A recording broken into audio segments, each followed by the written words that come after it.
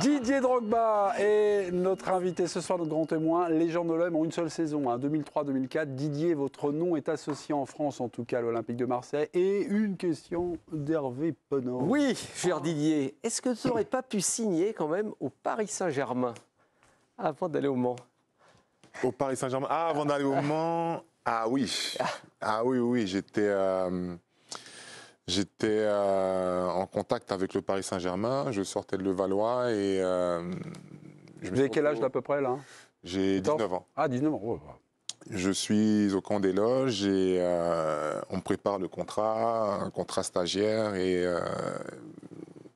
c'est Dominique Leclerc, je crois. Oui, oui, Dominique Leclerc. Ouais, c'était avec le centre de formation. Quoi. Ouais. Oh non. Ah si.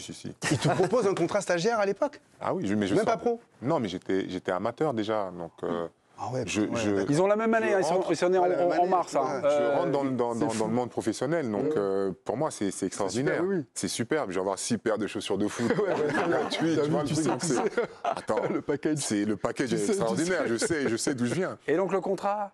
Et en fait, on me laisse seul dans cette pièce pendant une vingtaine, presque une trentaine de minutes. Ouais. Et c'était en pleine canicule, il faisait chaud, et c'était des préfabriqués à l'époque. Toujours. Ça Donc je suis là, je dis bon, allez, dans 5 minutes, j'y vais.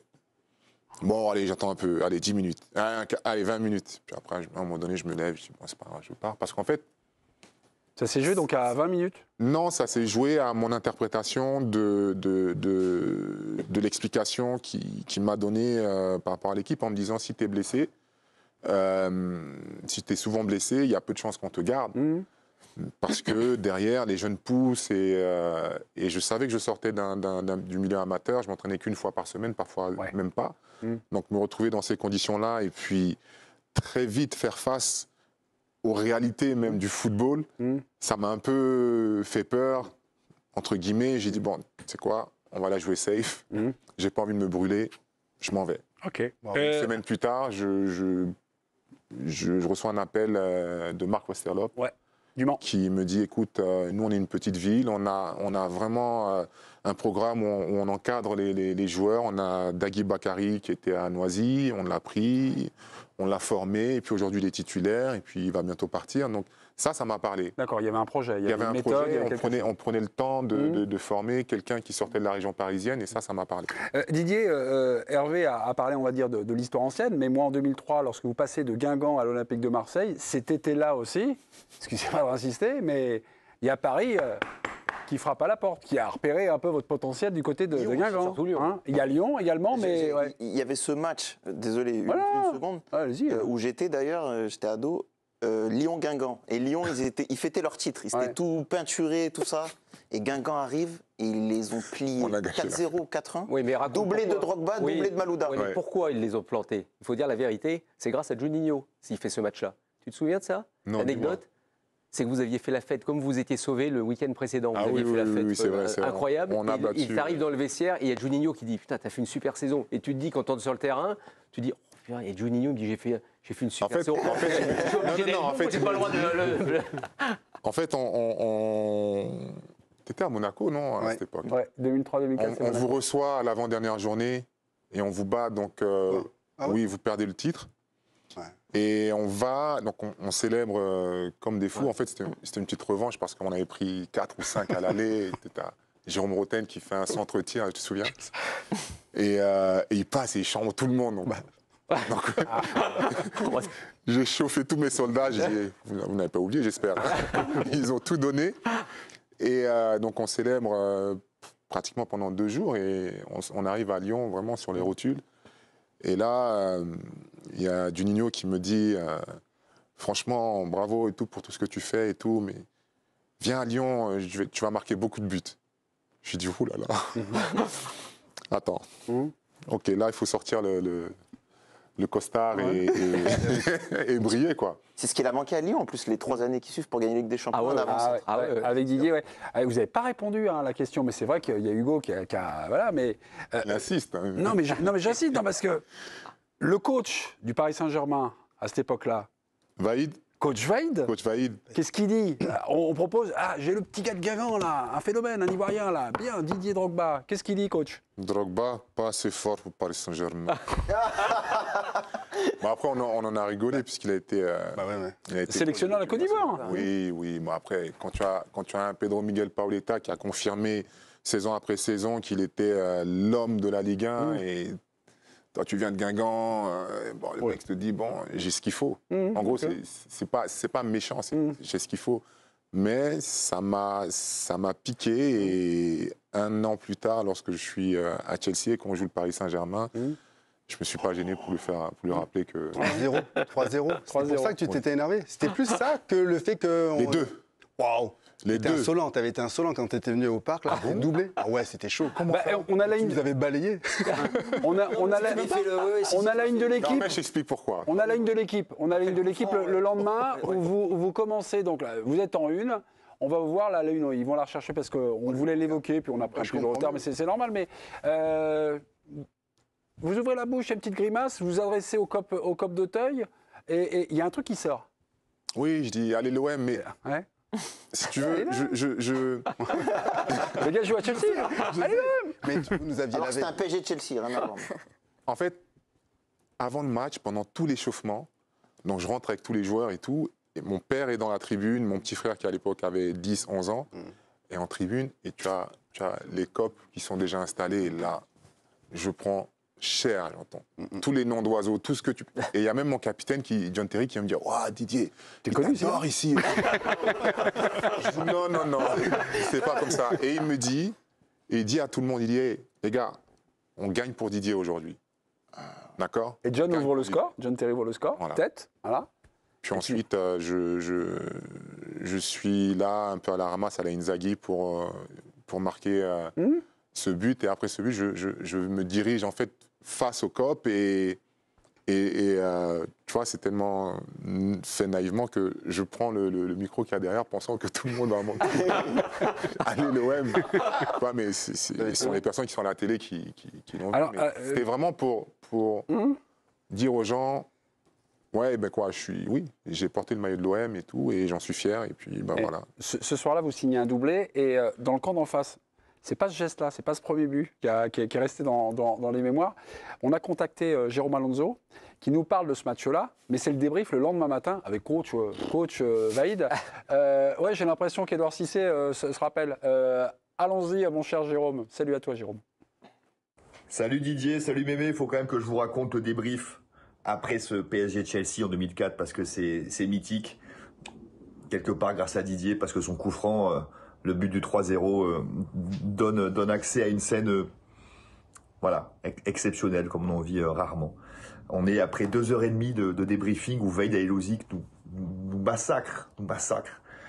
On revoit le match, on revoit toutes les actions, on revient en arrière. Enfin, vous connaissez ça, quoi, quand on se fait rouster à la maison. Le débrief de 2h30, et puis arrive le coup franc, quoi. Avec mon Lionel Letizy qui est là, posé, pépère. Nous tous autour, la garde rapprochée, tu vois, moi, Jérôme Roten, Edouard Cissé, Pierre Fanfan, Mario Yepes, Pedro Paoletta, enfin les vieux, quoi, tu vois. Et là, Vaïd, qui démonte Lionel, il lui dit « Mais Lionel, merde, pas possible, feuille morte au-dessus du mur comme ça, trop facile. » Et là, je vous jure que c'est vrai, je rajoute pas un mot. Mon Lionel, qui se met comme ça, qui fixe Vaïd, il lui dit « Coach, moi, de mon côté, j'en ai trop pris. Maintenant, je laisse faire. Au-dessus du mur, c'est bien joué. » Au-dessus du mur, c'est bien joué, il lui dit. Il lui dit pas j'aurais dû, j'aurais pu. Il lui dit à Vaïd Halilhodzic, après un 3-0 en Champions League, il lui dit au-dessus du mur, c'est bien joué. Mais comme ça. Et là, il y a Géroten, Pedro, moi, Yepes, Pierre Fanfan. On est comme ça dans les survêtes. Parce qu'on sent qu'on a envie de pleurer, de rire, parce que la scène, elle est tragicomique. Et on sait que si on rigole là, on est 3 mois en réserve. Et voilà, donc voilà, merci Vaïd, merci Lionel, merci Didier, parce que c'est des moments dans une carrière qui restent. Et surtout, n'oubliez pas, au-dessus du mur, c'est bien joué. Voilà. Et Édouard, j'ai l'impression, au fur et à mesure de l'anecdote, vous êtes revenu dans le vestiaire. C'est exactement ça. Parce que tu la tires super bien. Le coup franc, il est magique. Et je vois la tête de Lionel. Parfait. Mais franchement, la réaction de Vaïd, il aurait voulu, non, mais tu as qu'à plonger. Non, au-dessus du mur, c'est parfait. Non, mais c'était hilarant. Merci. Hein. Grâce à ça, le 3-0 est passé plus facilement. Bon, c'était le petit intermède du Paris Saint-Germain. Hein. Hervé, les débuts de Didier à l'OM, il y a un truc physique qui se passe. Vous avez noté ça? Oui, il y a un petit surnom, parce que tu parlais tout à l'heure des difficultés que tu as eues. Oui, je crois qu'il est au courant. Voilà. Alors raconte c'est quoi le surnom? Drogba Bakayoko. Drogba Bakayoko. En fait, j'avais du mal. J'étais tellement ému de jouer pour Marseille et de jouer au Vélodrome que j'avais du mal à finir les matchs. La charge émotionnelle, pour moi, était tellement forte parce que j'étais sur le terrain, concentré, mais en même temps à l'écoute de tout ce qui se passait. Donc, au bout de 60 minutes, je demandais au coach, rincé, je lui demandais de sortir parce que je ne pouvais plus. Et il y a eu ce match contre le Rapid de Vienne, je crois, ou l'Austria de Vienne, et tout préliminaire de Champions League. On fait 1-0 là-bas et 0-0. Je suis titulaire au Vélodrome, ma première titularisation au Vélodrome, et je rate un nombre incalculable d'actions, d'occasions. Et ma sœur était venue me voir jouer ce match, et en rentrant, donc je conduis, elle ne parle plus. Je lui dis, mais qu'est-ce qui se passe? Elle me dit, t'as signé combien de temps là-bas? Je dis, 4 ans. Elle me dit, fait, tu vas partir. Je dis, pourquoi? Elle me dit, j'étais derrière là, ils m'ont pas reconnu, j'entendais les gens converser, et il y en a un qui dit, mais c'est qui lui là? Ils viennent d'où? Des gangang, un paysan. C'est un Ivoirien, comme Bakayoko. 2 pour le prix d'un, ils ont donné Bakayoko. Allez hop là. Et je pense que ça a été le déclic, parce qu'à partir de là, je me suis dit, ah bon, c'est comme ça que ces supporters que j'aime, ce club que j'aime me perçoit. Ok, il faut que je change ça. Bon. Et là, j'ai enchaîné. Là, on est au mois d'août, face à ce tour préliminaire Ligue des Champions, mais le moment où tout bascule pour vous, alors c'est pas sur un match, c'est sur une série de 3 matchs. Racontez-nous, on est 27 septembre, le premier match, il me semble, c'est Nice, un doublé, triplé mercredi suivant contre le Partizan Belgrade en Ligue des Champions, plus un but à Bastia. Et là, c'est le basculement. Là, c'est le moment où... mais c'est un vrai basculement. C'est un vrai basculement parce que dans le vestiaire, moi qui suis arrivé sur la pointe des pieds, je suis mis... sur le devant de la scène par mes coéquipiers, Philippe Cristanval, Fabio Celestini, Manu Dos Santos, tous les gars me disent, mais Didier, en fait, si t'es bon, si t'es bien, on est bien. Et je leur dis, non, attendez, moi je viens de Guingamp, si vous êtes bien, je suis bien. Ils disent, non, c'est pas comme ça, regarde ce qui se passe. Bon. Et je pense que mes performances m'ont permis d'avoir une place et d'avoir mon mot à dire dans le vestiaire. Et voilà, en fait, tu gagnes le respect par tes performances et pas par tout ce qui est extra. Donc, il y a quelque chose, une conséquence, parce qu'il y a un basculement aussi. Il y a un basculement, alors les gens disaient Drogba Bakayoko, choses comme ça. Mais après, il y a une sorte de Drogba mania qui monte assez rapidement et qui vous a parfois embarrassé. Racontez-nous là encore. Oui, c'est ce rapport à la célébrité. En fait, on veut tous être connus, on veut tous être les meilleurs, on veut tous être les plus forts. Mais le jour où ça arrive, il faut être capable de le vivre, de l'encaisser et de le digérer. Et j'ai eu du mal à comprendre pourquoi des gens pleuraient en me voyant. Je dis, mais attendez, vous savez de qui vous parlez? ou alors qu'il y ait des accidents. Des accidents. Oui, de la route. Oui, c'est fou, mais ça n'arrive qu'à Marseille. Ok. Pire en Côte d'Ivoire encore, pour toi. Sur l'idolâtrie. Premier match en Ligue des Champions, alors c'est avant le Partizan Belgrade, vous vous retrouvez donc au Bernabéu, vous aurez le score, et je crois qu'il y a un truc avec Zizou, un maillot, j'ai entendu ça, quelque chose. Oui, j'en parle l'année dernière. Ouais, c'est quoi ça? Où je change de maillot, j'échange mon maillot avec... c'était Bravo, je crois que c'est Raoul Bravo, qui était en défenseur. Ouais. Et en rentrant au vestiaire, il y a quelqu'un qui me tape à l'épaule comme ça. Je me retourne, c'est Zidane. Il me demande j'espère que tu peux me passer ton maillot. Je dis pardon.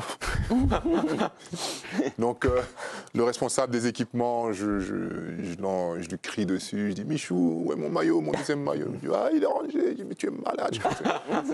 Et il me dit non, t'inquiète, au match retour, ne m'oublie pas. Et 2 mois plus tard, dans le couloir, on est concentré, puisque le coach nous a mis une pression pas possible pour remporter ce match. Et pareil, on me tape à l'épaule comme ça, et je me retourne, il me dit j'espère que tu ne m'as pas oublié cette fois-ci.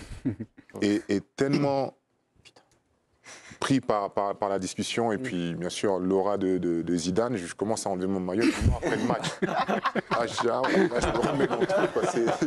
C'est Zidane, quoi, je veux dire. Il y a un moment également dans cette saison marseillaise qui me renvoie comme ça, quand je dis Drogba Marseille, il y a un but, c'est contre Newcastle, on est en demi-finale aller. Je vous ai croisé hier, vous m'avez dit non, le plus important, le moment de basculement, c'est les 3 matchs qu'on a évoqués. Ouais. Mais sur ce but-là... le dribble derrière le pied d'appui. Oui, voilà, ce truc-là, pour moi, sur la situation de jeu, ça demandait la spéciale Drogba, c'est-à-dire le plus direct, on tire. Là, finalement, ça marche, c'est génial, ce petit pas où vous effacez Aaron Hughes pour battre après du gauche, je me souviens plus du gardien de Newcastle. Given. Ça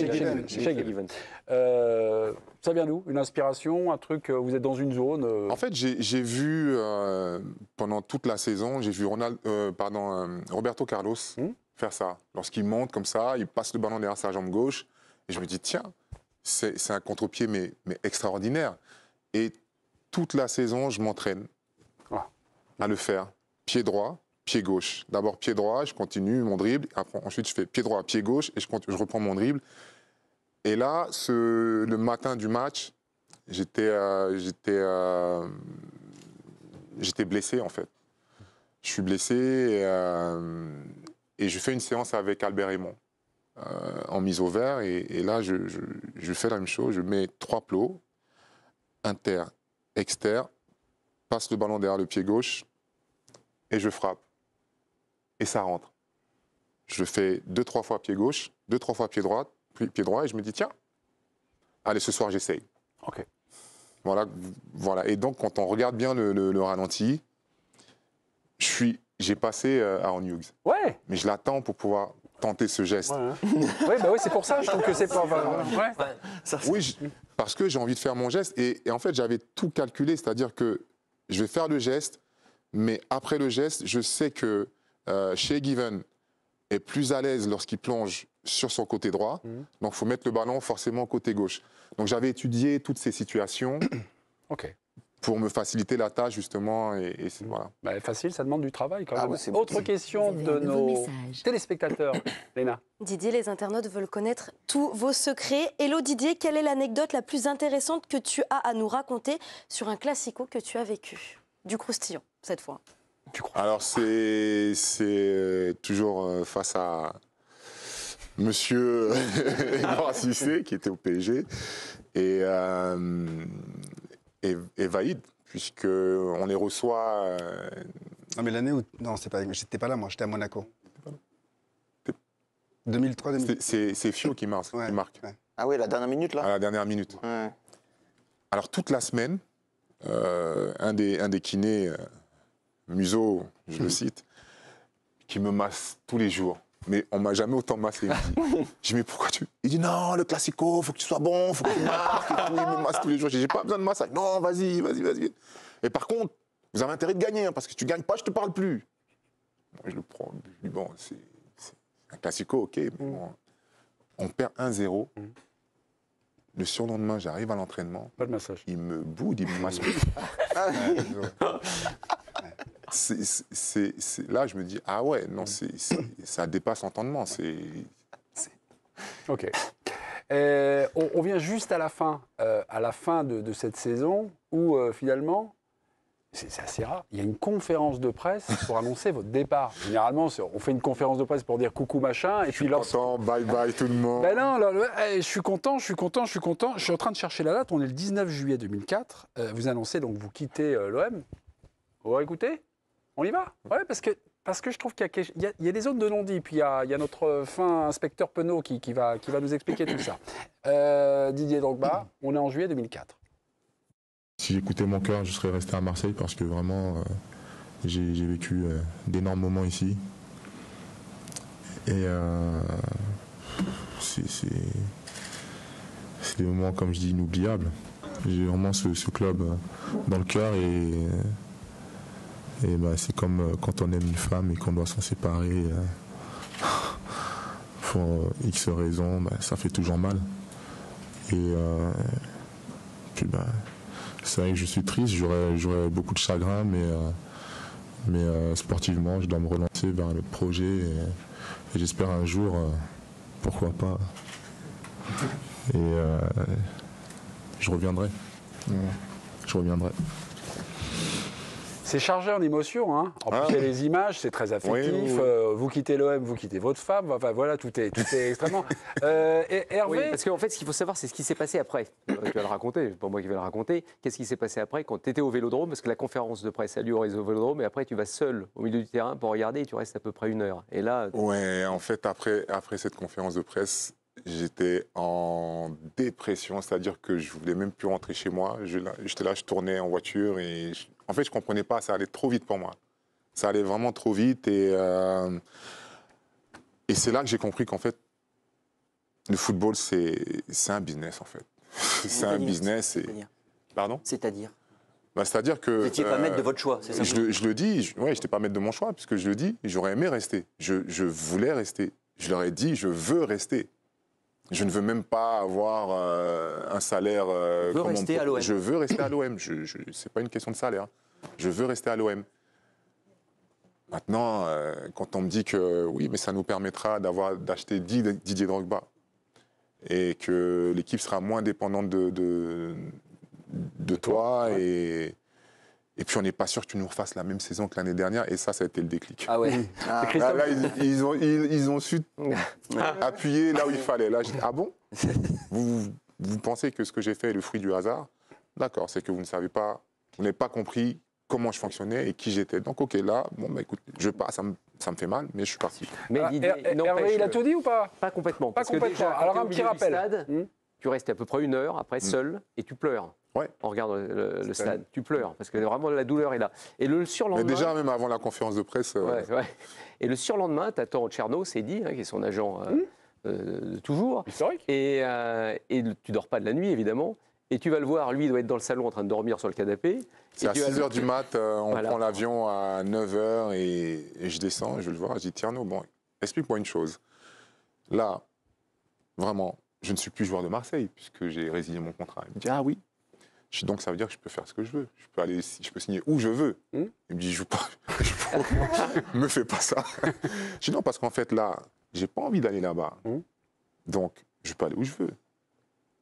Et là, ça a été... Et donc, vous avez envie de revenir à Marseille, donc. Voilà, il a eu chaud et puis il m'a dit non, on peut pas.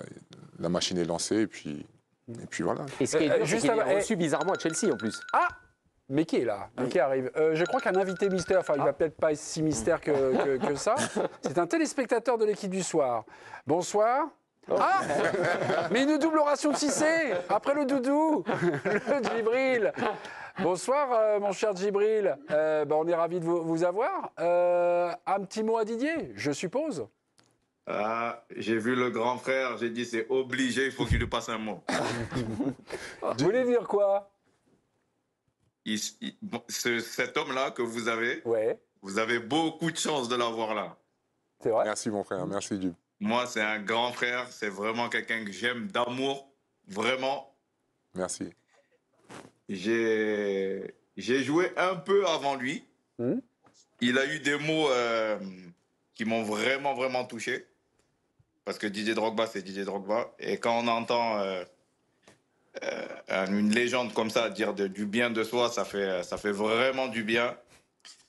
Et j'ai un petit regret dans ma carrière, c'est de ne pas avoir joué avec lui.